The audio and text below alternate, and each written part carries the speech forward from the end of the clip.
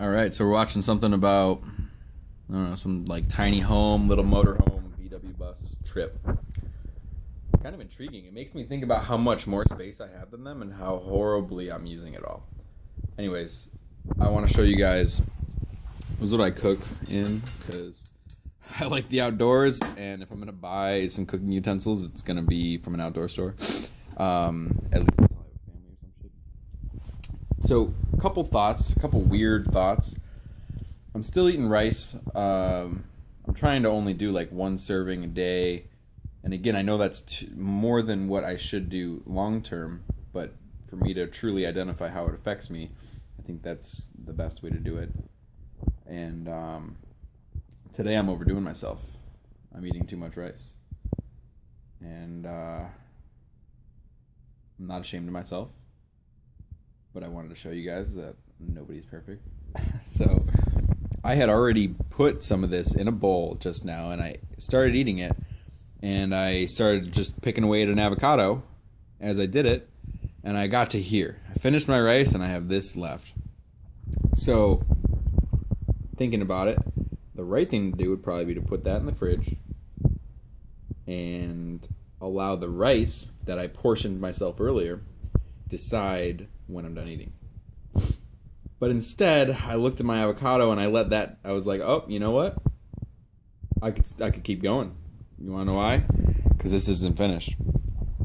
So I went and I just grabbed this out of the fridge, and now I'm eating more than I had portioned myself originally.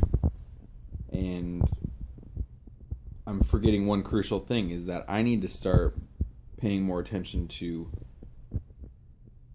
I think, eating slower, which would allow me to identify when I'm actually full.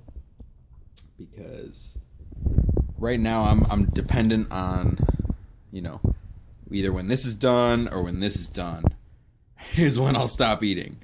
It's a horrible way to do it because I'm just letting the portions, this is the variable in my portions. It should be my brain and my gut telling me enough food, we're good, that's fine. I also think it's bad that at work, you only get a half hour where I live, so that doesn't really seem to be enough food for like a long shift. So I'm always I let the time of my break decide when I'm done eating. And again, there's all these things that I use as indicators of when I'm full, when really none of those are the true indicator I should be looking at. Either way, as far as the rice, it isn't like the most agreeing thing. And when I first started this diet, the entry diet to the SCD lifestyle is very strict, and it's like that for a reason. Because there's no like perfect digestion. It doesn't just hit a point where it doesn't get any better, and it doesn't just get to a point where it doesn't get any worse. So when you're at any point, if you do something and your digestion goes down, in terms of healing your digestive tract, you shouldn't do that one thing. But for me right now, I'm really torn because if I eat rice in the right way and I cook it, basically I need to soak it way more than I anticipated.